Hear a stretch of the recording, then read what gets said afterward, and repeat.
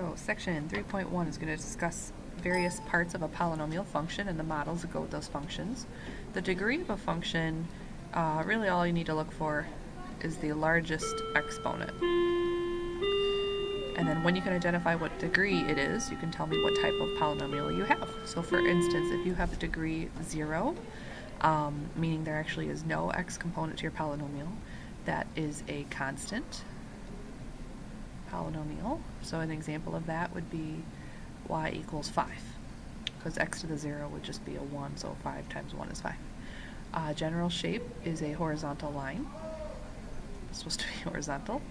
The sign of the lead coefficient, there is no coefficient technically, so we're not going to worry about that. And then the left arrow and right arrow are referring to end behavior.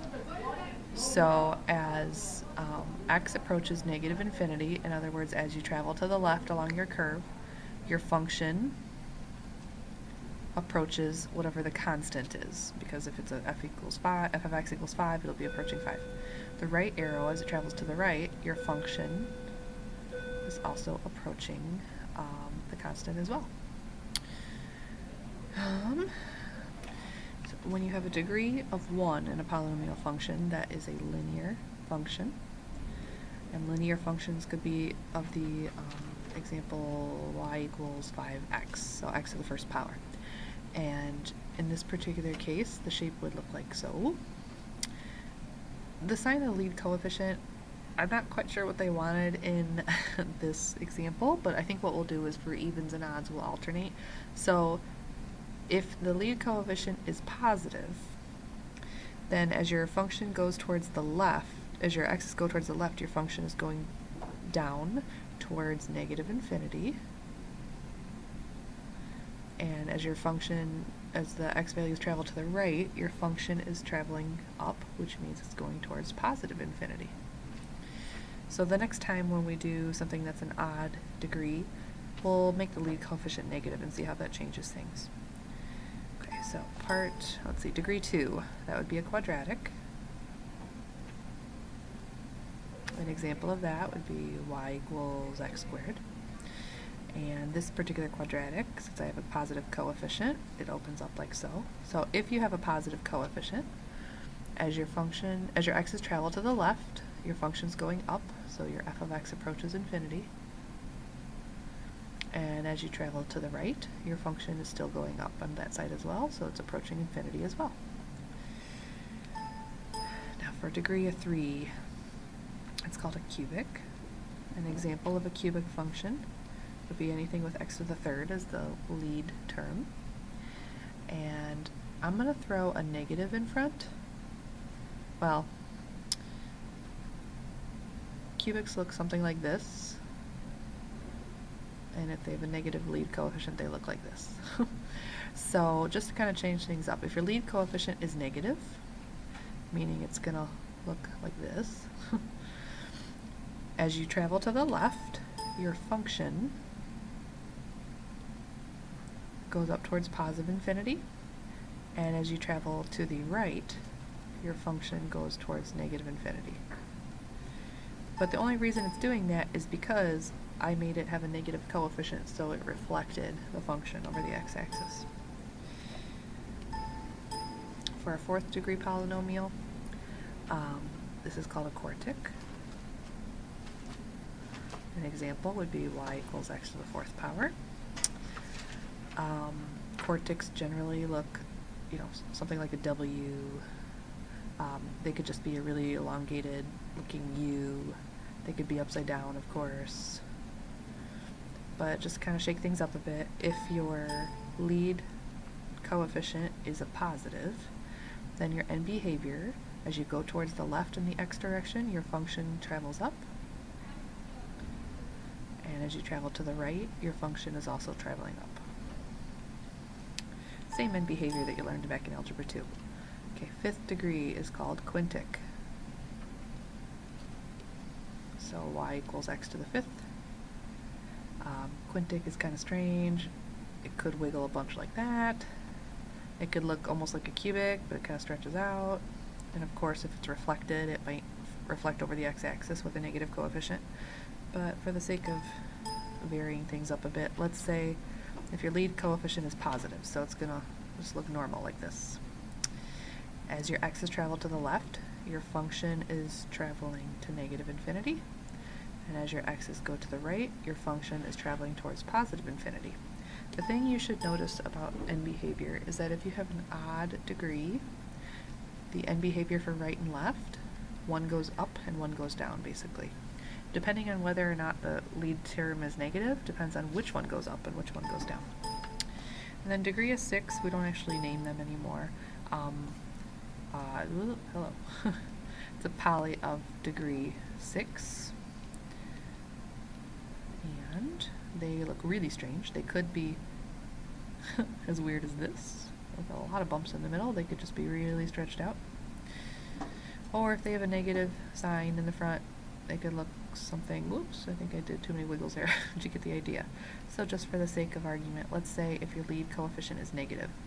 So does something crazy like this.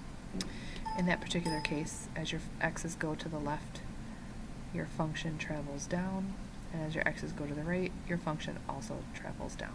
So you'll notice in that case it was an even degree, so the end behavior went in the same, oops, there we go, negative infinity, the same direction for both the left and right end behaviors.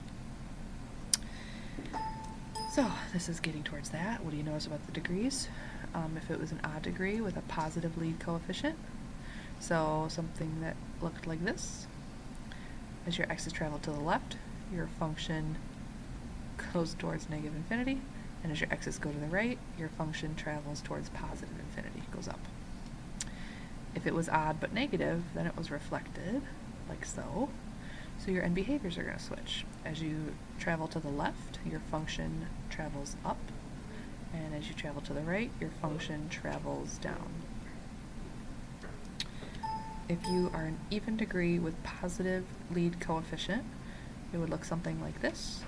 So as you travel to the left, your function is going to infinity, and also as you travel to the right, your function goes to infinity. If you happen to be even with a negative coefficient, you would look something like this. So as you travel to the left, your function this time goes to negative infinity, down forever. And as you travel to the right, your function travels to negative infinity again. So turning points technically are where your function stops having increasing or decreasing behavior, but we're going to be looking for maxes and mins. So determine the end behavior of each polynomial and the number of turning points. Number of turning points is at most n minus 1. So this has a degree of 6, and I notice it's got an negative coefficient. So even degree, but a negative coefficient, will look something like this on the ends. So for my end behavior, we have to write out our end behavior stamp. So it starts like so. F of x approaches blank as x goes to the left, and f of x approaches blank as x goes to the right. Now I always start by leaving those blank, but then when I look at the picture of it or look on the graph or think about what he looks like, as I go towards the left, travel along the left of my function, I notice he's going to be traveling down, and that's negative infinity. As I travel on the right end, he's also traveling down. It's not worth it to me to memorize end behavior for different coefficients and different, even odd. I just think about what it looks like and go from there. Now this particular graph, if I tried to graph it on the calculator, I could see the turning points, but since he's a degree of 6, he's going to have at most 5 turning points. So if we had the horrible job of saying what are the turning points, we possibly would have to find 5. Okay, this particular function has an odd degree, and I notice a negative coefficient, so I know that I'm going to look on the ends. I don't care what he does in the middle, but on the end is going to look something like that.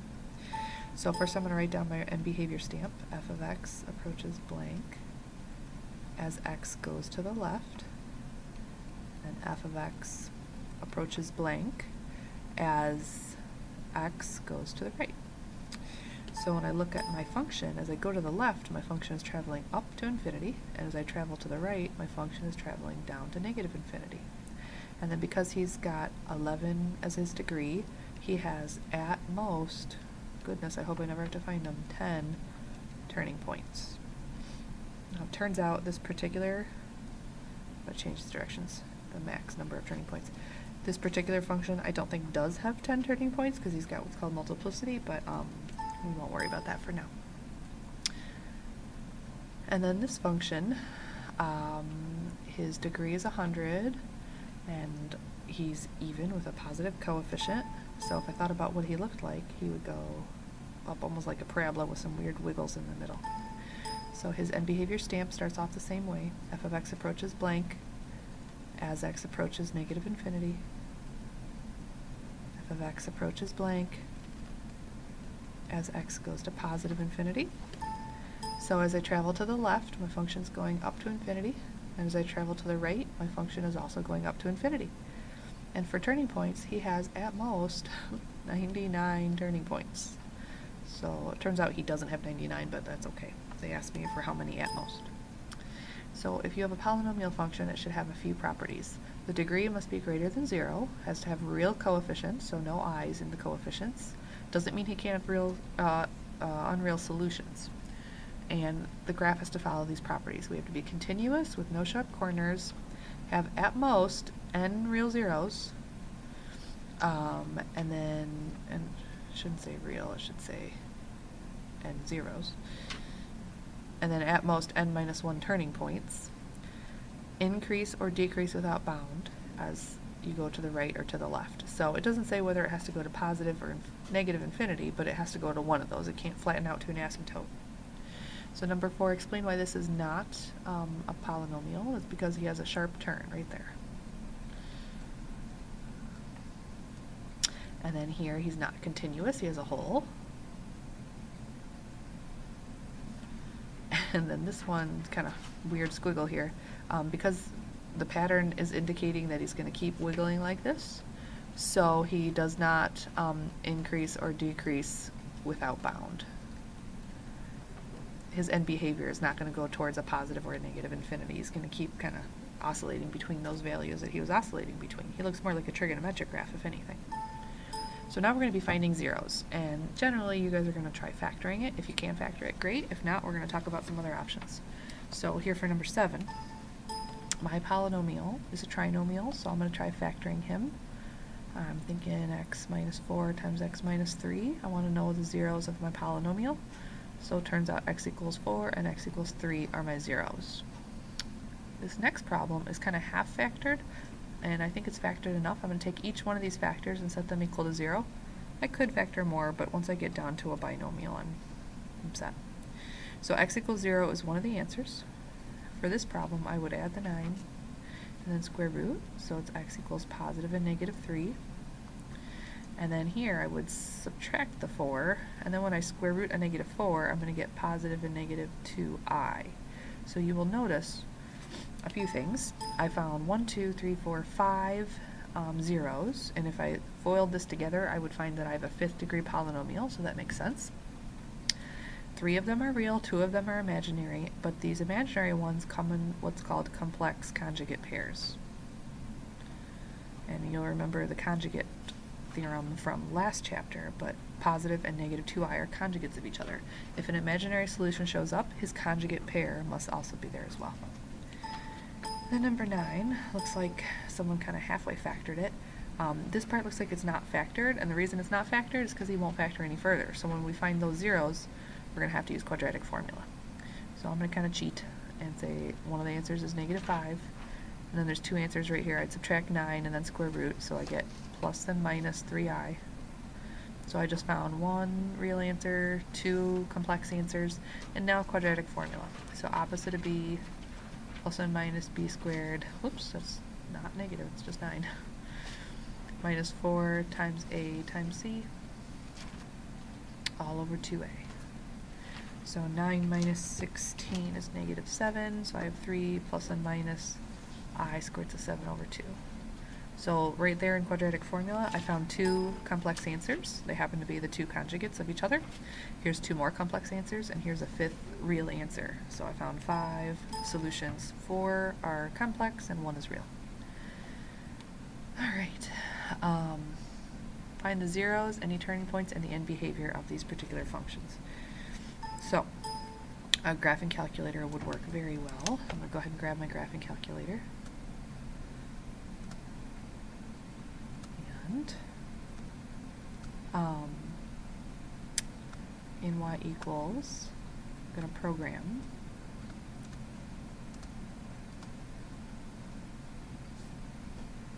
the function in, jeez, oh goodness. I put it in y2 by accident, but it doesn't matter. I'm just going to be looking at the graph. I'm going to hit zoom 6 because I know my window was weird from the last question.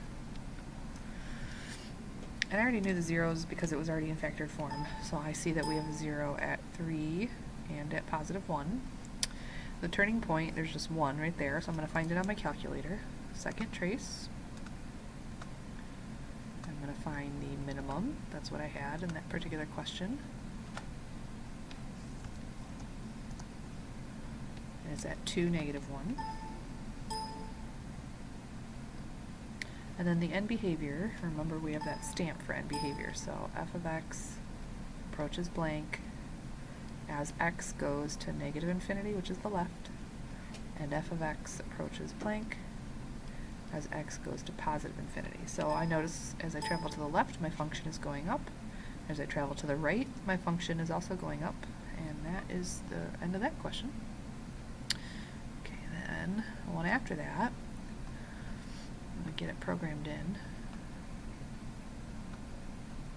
Oh, goodness. I think I already know the zeros if I went ahead and quickly solved those two quadratics. And you're going to notice that not all of our zeros show up on our graph, and that's because 2 of them are complex. So, unfortunately, I can't even see the top of my function. I know that this is a 4th degree if I kind of started the foiling process in my head, and it's a negative coefficient, so he's an upside down w basically. I know my y's have to go bigger, so I'm going to go up to 20. And if I can see all my turning points, oh, still can't see all my turning points. Let's try 40. As long as you can see them, it's fine. The calculator will find them. Great. So, when it comes to zeros, I can do that part algebraically. I have positive and -3, which I can see on my graph, but also there are zeros at positive and -I if I solve this quadratic. You're not seeing those zeros because you wouldn't see a complex answer on the real coordinate plane because they don't cross an x-axis. The turning points, I have 3 of them. I have one right here, a minimum right here, and another maximum right there. And I think these are symmetrical, so as soon as I can find these two, or one of them, I'll know the other. So I'm going to do second trace. I'm going to find the maximum bump. So let's see, -5, -1. So it looks like -2, 25, which means that his symmetrical twin must have been at 225, and then in the middle here, if I find the minimum, the relative minimum, he's the other turning point. So -1, 1, and remember when the e shows up with the -6 after it, that's just pixelation issues, so it's at 0, 9. Okay, and then the end behavior starts off with that same rubber stamp, f of x approaches something as x goes to the left, and f of x approaches something as my x goes to the right. So as my x's travel left, my function is going down towards -infinity, and then same thing on the right as well. And okay, great, long division. This is my favorite stuff. So same long division you used to use back in 4th grade. Start by dividing, then multiplying, then subtracting, then bringing down. So you learned this back in Algebra 2. I'm just refreshing your memory. If I took 4m² minus m and I wanted to divide them the long way, I would set it up like a long division problem. and I start by dividing the lead terms, basically. So 4m to the second divided by m, and you can even write it off to the side if you're not sure what's going on. Sometimes it takes a visual fraction before you can actually divide it. I'd be left with 4m. Okay, so first step is divide, second step is to multiply. So the 4m is going to be multiplied by the m minus 1. So I get 4m squared minus 4m. Third step is to subtract. So I need to remember to subtract the blue and green. So the first term should always cancel when you do long division. And then -1 minus -4 is, oh, never mind. There's nothing there. I should have put a 0 placeholder in the middle, sorry. So I'm going to put plus 0 minus 1. So 0 minus -4m is a positive 4m, and then bring down the -1. So 4m, back to the beginning now, divided by 1m. Think about what happens there. 4m divided by m is a positive 4. And then start over. So multiply 4 times m minus 1, and I get 4m minus 4. Next step is to subtract. First term should cancel, and it does. And then -1 minus a -4 is -1 plus 4, which is 3. And that was called a remainder. So they want you to write your answer in its most complete form. So 4m squared minus 1 is really his divisor m minus 1 times the 4m plus 4 plus a remainder of 3, which is still technically being divided by the m minus 1. The reason he's a remainder is because he's not actually done with the division. Oh, no, I lied. Let me break that up. I didn't read ahead of the problem. If they want it written like this, you just write the remainder plus 3. I'll be honest, I'm not going to have you write it in this notation ever. The answer that I usually would want from you guys is 4m plus 4, and then plus 3 over m minus 1. That is the answer that I'm going to want to see out of you guys. Okay, using synthetic division. Same problem, but now we can do it with synthetic division. I take the divisor and I set up his coefficients. Now what's tricky about synthetic division is there's a 4m squared, there's no m, and then there's a -1. So you definitely need placeholders in synthetic division. And then you put this weird little half box, and the solution to what you're dividing by goes in here. So we're going to put a positive 1 in right there. First step in synthetic division, remember, was to bring down your first term, and then it's a series of multiplications and additions. So 4 times 1 is 4, 0 plus 4 is 4, 4 times 1 is 4, -1 plus 4 is 3. And then what's remaining are the coefficients of your answer.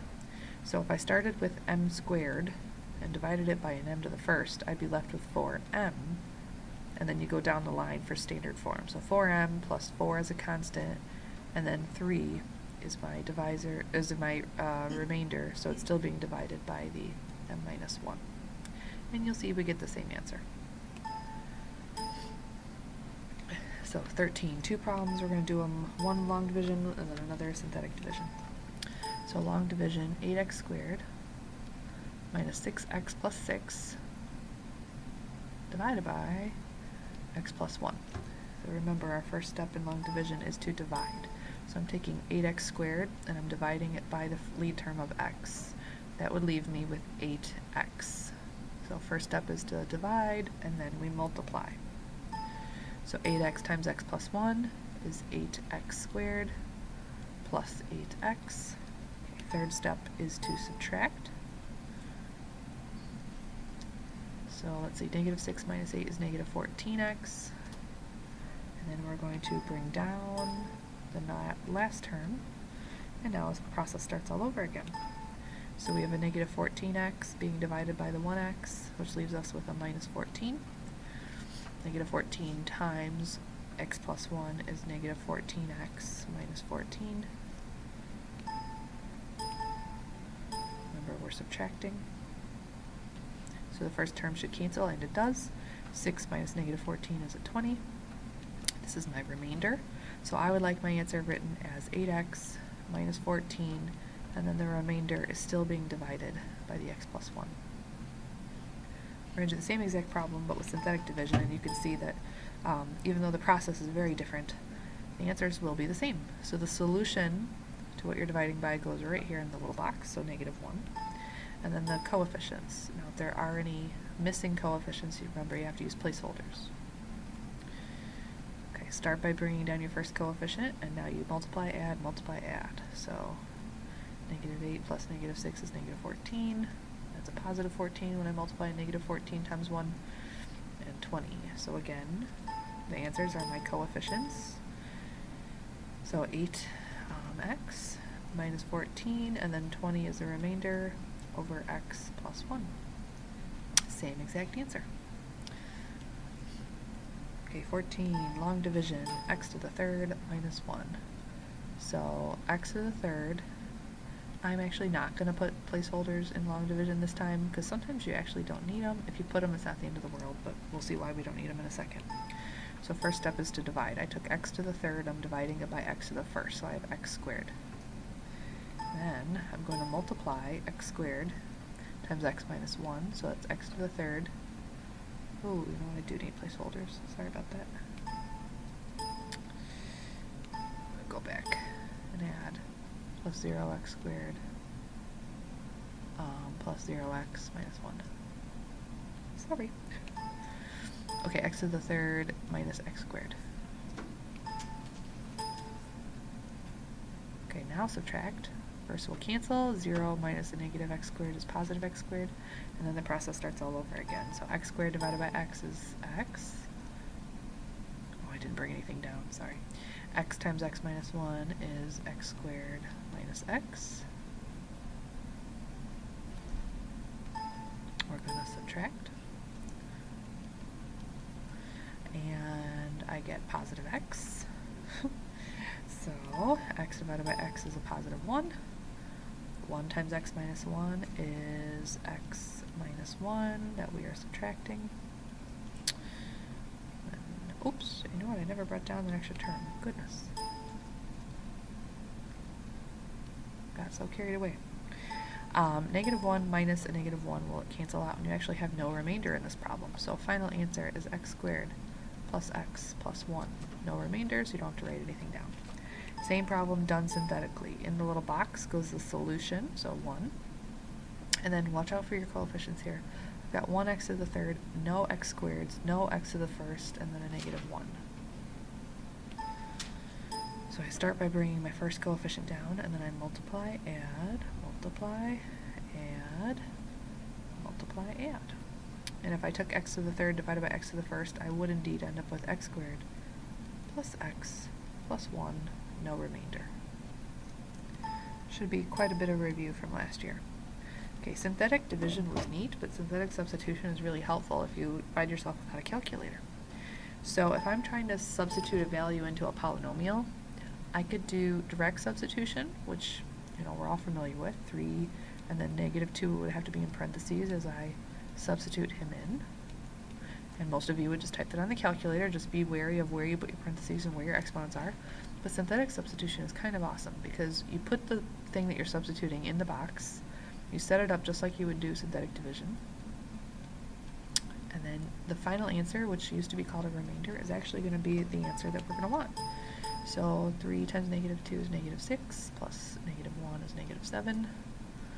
That is a positive 14, plus negative 10 is a 4. So it turns out, had I calculated that, if I didn't have a calculator, synthetic substitution would yield the answer of 4 as well. So same thing for the next two problems. I'm going to do synthetic substitution just because I like it. So the actual number we're substituting goes in the box, and the coefficients, being leery of possibly missing coefficients as always. So multiply, add, multiply, add, multiply, add, and unless I made a silly mistake, I think the answer is 3.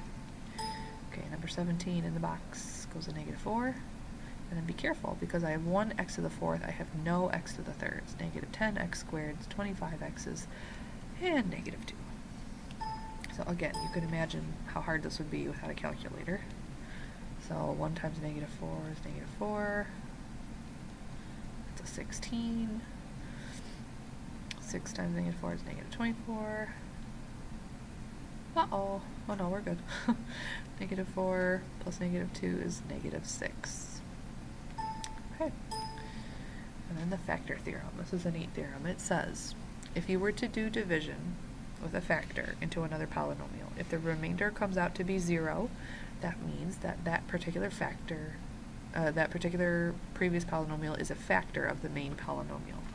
So if you're not sure if x minus 1 is a factor of this, well, you could do some division, and I'm going to choose synthetic, of course. So 1 goes in the box. 1, negative 2, 4, and negative 3. And if I end up, after this, getting a remainder of 0, that means he was a factor. So 1, negative 1, negative 1, 3, 3, and then sure enough, because my remainder is a 0, yes, x minus 1 is a factor of p of x. What that also means is I can use this factor theorem to break down a polynomial to smaller components, and that's what we're going to talk about in tomorrow's lesson.